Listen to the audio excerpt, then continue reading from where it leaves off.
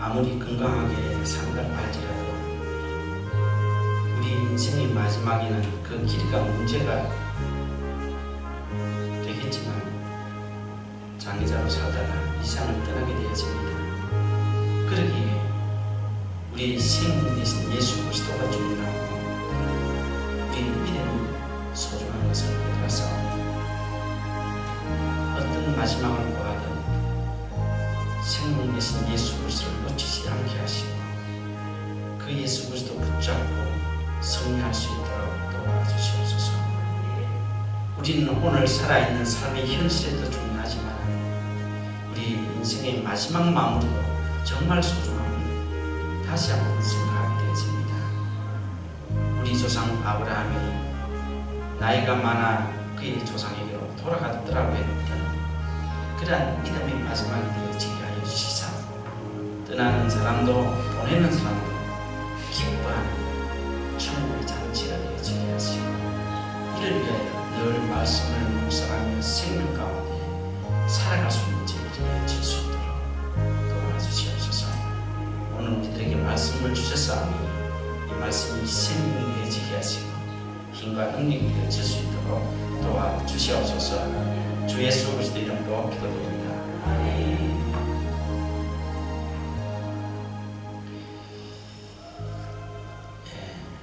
예수를 믿다 보면 제일 처음에 접하는 문제가 회개라는 문제입니다. 회개가 없이 예수를 믿을 수가 없습니다. 그런데 우리가 이 회개라는 것에 대해서 잘못 생각할 때가 참 많이 있어요. 그래서 나 회개했어. 회개했으면 그 다음에 무엇인가 변화가 일어나야 되는데 전혀 변화가 일어나지 않는다는 겁니다. 그러면 그 전에 했던 회개는 도대체 어디 갔다는 말입니까? 그러면서 우리는 늘 이야기합니다. 버르지맛도 못하고 구드리맛도 못한 저를 용서해달라고. 그러나 눈 뜨고 나면 똑같이 반복되는 겁니다. 저는 모태로부터 예수를 믿으면서 이런 회개에 대한 생각들을 많이 가져봤습니다.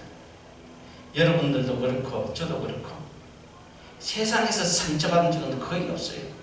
전부 교회 안에서 회개했다라고 하는 사람들로부터 상처를 받았습니다. 그래서 저는 한때 한국교회 다니기 싫었어요. 잘 알아듣지 못하지만 미국교회 가는 것이 훨씬 편하거든요.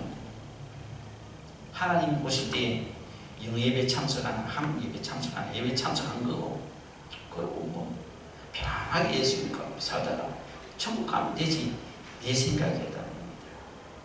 그리고 다시 한국교회에 나오게 되었습니다. 아마 이 가운데 계시는 분들도 한국교회보다 미국교회 다니시는 분들이 아마 있을 줄로 믿습니다. 저희들이 교회를 얻기 위해서 미국교회 가본 적이 있는데 거기도 한국 분들이 제법 나오더라고요. 이것은 어떤 문제일까요?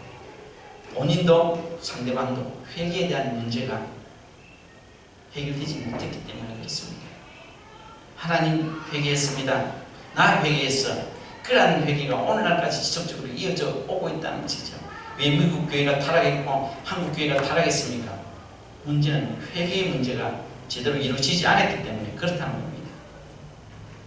만약에 한국 교회가 회개라는 문제가 진정으로 이루어졌다고 하면 정말 한국 교회는 어마어마한 힘을 발휘할 것입니다. 국회의원 45%가 기독교인이라고 이야기합니다. 제일 타락된 곳이 국회입니다. 법조계든 어디든 기독교인들 수없이 많습니다. 대통령을 지는 분도 많지요. 그러나 그들이 있는 곳에 문제가 있고 그들이 있는 곳에 늘 싸움이 있습니다. 왜 그럴까요? 그도 우리가 읽는 이 성경을 보고 있고 우리가 부르는 찬송을 부르고 있는데 왜 문제가 끊이지 않을까요? 회개는 했지만 제대로 된 회개를 하지 않았기 때문에 그렇습니다. 왜 우리가 교회에서 상처를 받습니까? 왜 회개했다고 했던 목사님한테 회개했다고 한 장로님한테 권사님한테 상처를 받습니까? 제대로 된 회개가 이루어지지 않았기 때문에 그렇다는 겁니다. 회개라는 것은 뭡니까? 하나님으로부터 떠난 인생이 하나님께로 돌아오는 것입니다.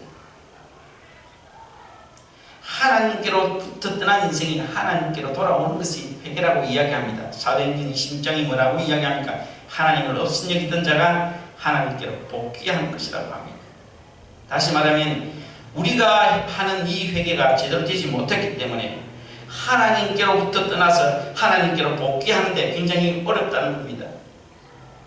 어려워서 어려운 것이 아니라 회개가 제대로 되어져 있지 않기 때문에 돌아오는 것이 어렵다는 겁니다. 성경 마태복음 3장에 세례 요한은 외쳤습니다. 딱 하나, 회개하라. 또 마가복음에 뭐라고 이야기했습니까? 예수님이 회개하라고 명령하셨습니다.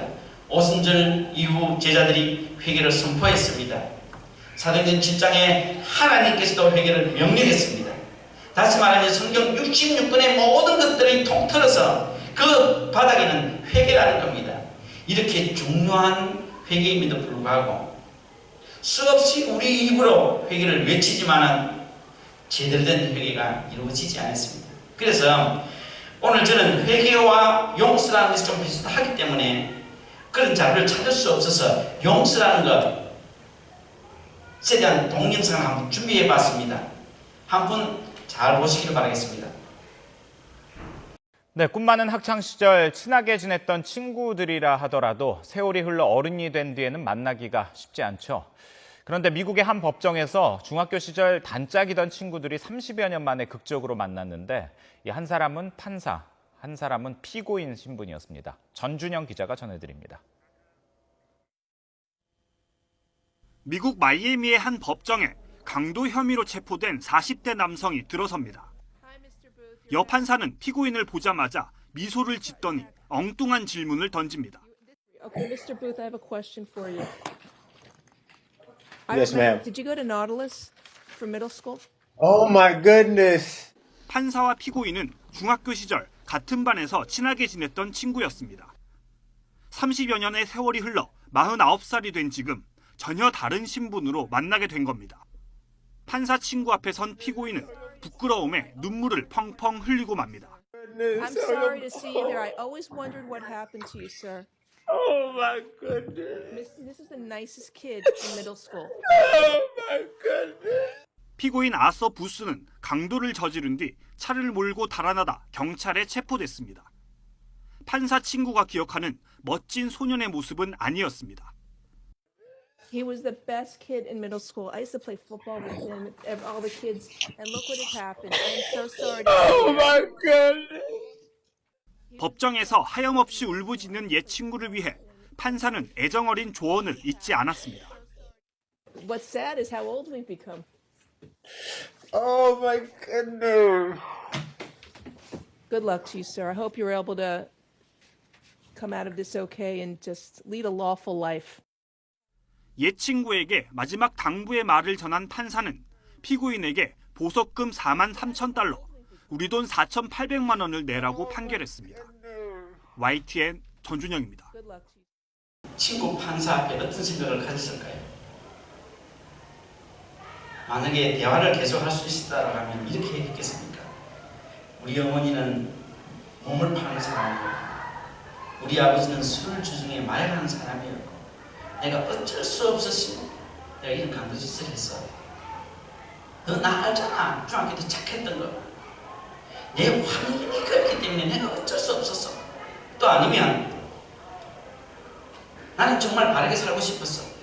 근데 중학교 때 누구 친구 있잖아. 그 친구한테 돈 빌려주고 돈 받으려고 한 것이 결국엔 이렇게까지 됐어.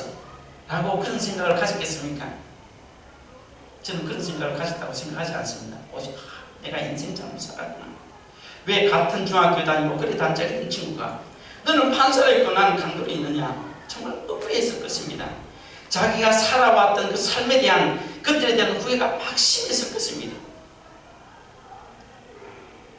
정말 그 판사 친구의 말에 어떤 토도 달 수가 없을 정도로 처절한 눈물과 한숨밖에는 없었을 것입니다. 누가 너 용서해줄게 용서한다라는 소리를 안 해도 자신 스스로는 그 위치는 대단했을 것이라는 것이죠. 이런저런 사연 때문에 내가 이렇게 살았어. 어쩔 수가 없었어. 하지 않았다는 겁니다. 그러면 왜 이 동영상을 보여주고 이런 말씀을 드리는가 하면 오늘 읽었던 본문의 내용은 사무엘과 사울에 대한 이야기입니다.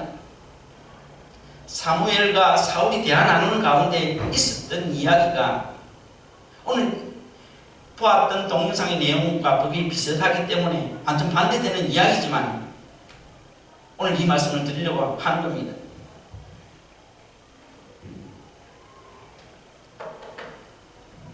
사울이 사무엘에게 가서 뭐라고 이야기했습니까? 내가 범죄했습니다. 내가 참 잘못했습니다. 라고 이야기합니다. 그것은 무엇인가 하면 이전에 아말렉과의 전쟁에서 하나님께 사울에게 아말렉과 전쟁을 하게 되면 그곳에 있는 아무리 값진 것이라도 귀한 것이라도 가져오시면 다 멸절하라고 이야기했거든요. 그런데 사울이 전쟁하는 과정 중에 양도, 소도, 보석도 다 마음에 들거든요. 이것 가지고 내가 배불리 먹고 잘 살아야 되겠다는 생각이 아니고 이것 가지고 하나님께 드리면 얼마나 좋을까라고 생각해서 가지고 왔던 것입니다.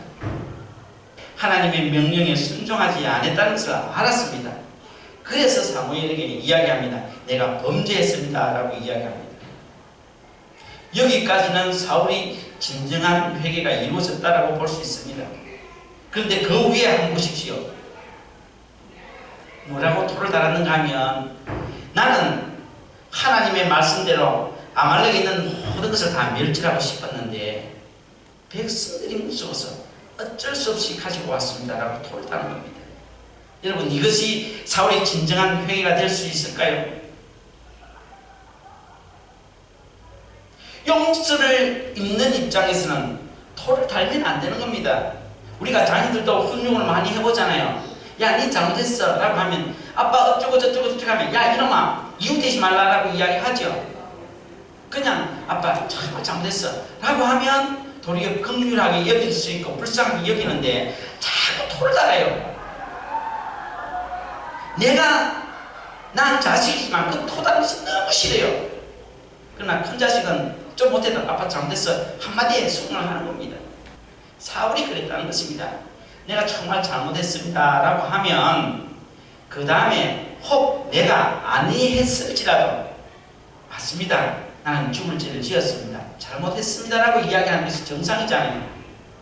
나는 죄를 짓지 않으려고 했는데 백성들이 그렇게 해서 어쩔 수 없이 지었습니다. 아담이 범죄하고 왜 땅 묻었어? 아내 때문에요. 뭐가 다릅니까? 이것이 회개할 수 있겠습니까? 오늘 우리가 지금까지 수없이 하나님 앞에 회개를 해왔지만은 사울과 같은 비슷한 회개를 수없이 해왔습니다. 누가요? 제가요. 하나님 이 땅이 얼마나 어렵습니까? 목회가 얼마나 어렵습니까? 하나님도 아시잖아요. 그런데 내가 어떻게 합니까? 아무리 목사님들 내가 먹고 살아야 되는데요. 내가 당장 페민이 나가야 되는데요. 하나님도 아시지 않습니까? 어쩔 수 없습니다. 그럼 나한테 돈을 주시든지 내 형편을 어떻게 낫게 해주시든지 죄를 짓지 않도록 해주셔야죠. 내가 어떻게 합니까? 쏘아! 회개는 그것이 아니라는 것이죠. 정말 백성들이 두려워서 그런 죄를 지어도 사무엘이 하나님이 사무엘을 통해서 이야기하면 맞습니다. 나는 죽은 죄인이고 내가 잘못했습니다. 그것이 진정한 회개자의 모습이라는 것입니다. 그것이 진정한 회개라는 것이죠. 오늘 우리는 그렇게 하지 않았다는 겁니다. 여러분이 잘 아는 신약시대의 바울을 한번 보십시오. 다메섹 도상에서 회개하고 난 이후에 수많은 노예들이 있었습니다. 그럴 때 그의 입으로 사울 같은 이야기를 했습니까? 나는 죽을 죄인입니다. 내 잘못입니다. 내가 잘못했습니다. 라고 하는 말밖에 하지 않았습니다. 사울의 회개와 바울의 회개는 질적으로 다른 겁니다. 그렇기 때문에 오늘 우리는 수없는 회개를 해왔지만은 바울의 회개를 한 것이 아니라 사울의 회개를 했다는 것이죠. 그리고 난 뒤에 어떻게 합니까? 사무엘이 옷자락을 휘도록 잡았다라고 이야기합니다. 가만히 생각해보니 뭔가 부족한 것 같아요. 그래서 옷을 잡고 애걸복걸을 했다는 겁니다. 회개는 그렇게 해서 될 일입니까?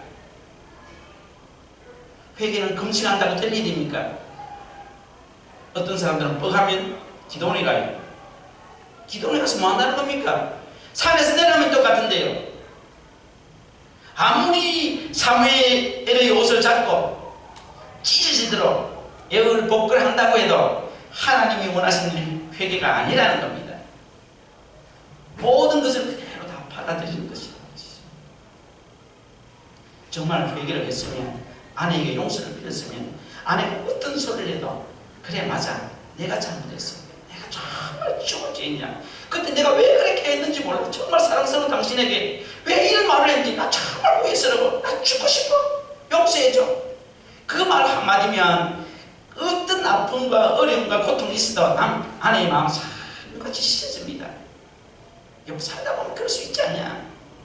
지금부터 우리 잘 살면 되지, 뭐가 걱정이야? 근데 그것이 아니더라는 겁니다. 이 사울같이 잘못했다고 하면서 또 다른 이유를 계속해서 붙이더라는 겁니다. 당신의 성격은 너무 완고해. 완고한 거하고 그거하고 무슨 상관입니까? 우리는 이러한 회개를 하고 있다는 겁니다. 그 다음에 30절에 보면 뭐라고 이야기합니까?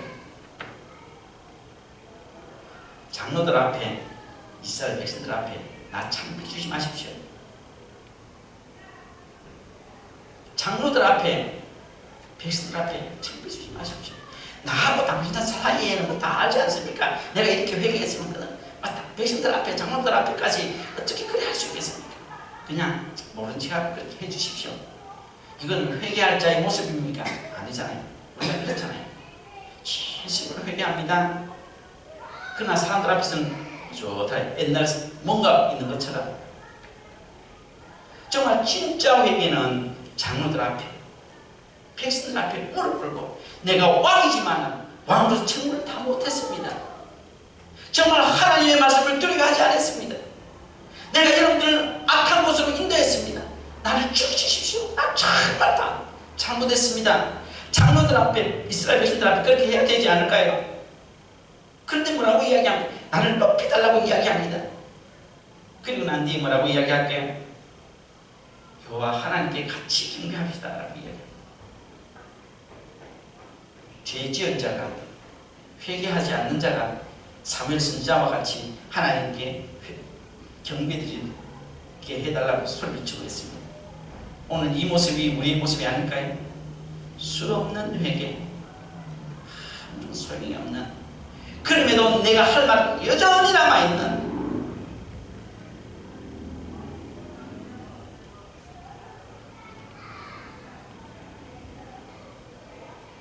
그리고 난 뒤에 그 후에 어떻게 됐습니까? 사울이 정말 하나님의 은혜를 받았습니까? 사무엘 13장에 보면 블레셋과 전쟁이 일어났습니다. 전쟁이 일어났는데요, 사무엘 선지자가 없어요. 왜 모르겠다.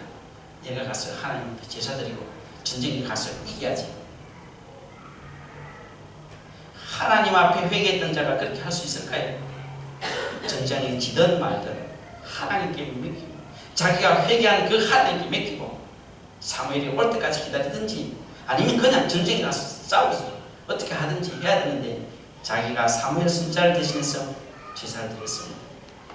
그리고 모두 다 금식하라고 해놓고 전쟁에 갔습니다.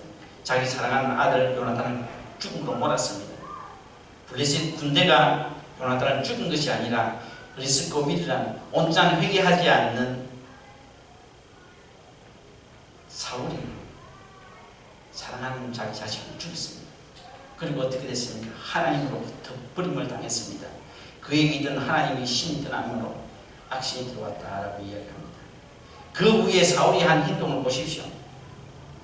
자기 목적을 위해서 딸도 아들도 모든 사람도 다 이용당했습니다. 오직 자기 사이 다윗을 죽이기 위해서만 몰두되어 있었습니다. 그러니 나라가 제대로 될 수 있겠습니까? 그가 하는 일이 제대로 뭐가 되겠습니까? 모든 것들이 만사행동 될 수가 있겠습니까? 하는 일마다 겹치고 안 되고 꼬이고, 그 인생이 얼마나 어려웠습니까? 그리고 어떻게 했습니까? 그 한 사람이 잘못된 회개를 통해서 그의 모든 가족이 면절당했습니다. 그도 아주 비참하게 죽었습니다. 오늘 마찬가지입니다. 하나님과 우리 사이도 마찬가지지만 가정에서도 마찬가지입니다. 부부 사이에. 내가 정말 잘했는 것 같아. 그러나 당신 그래 잘못했어. 내가 잘못했어. 내가 죽었어.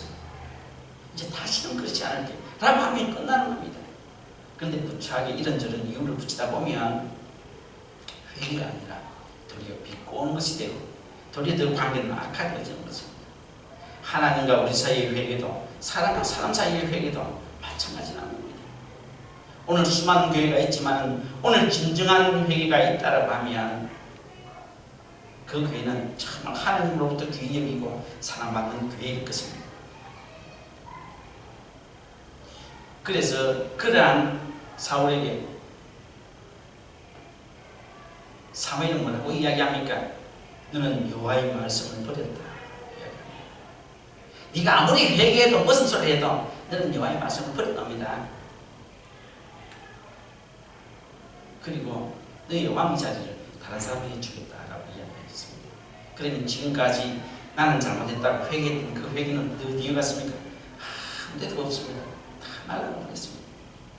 그렇습니다.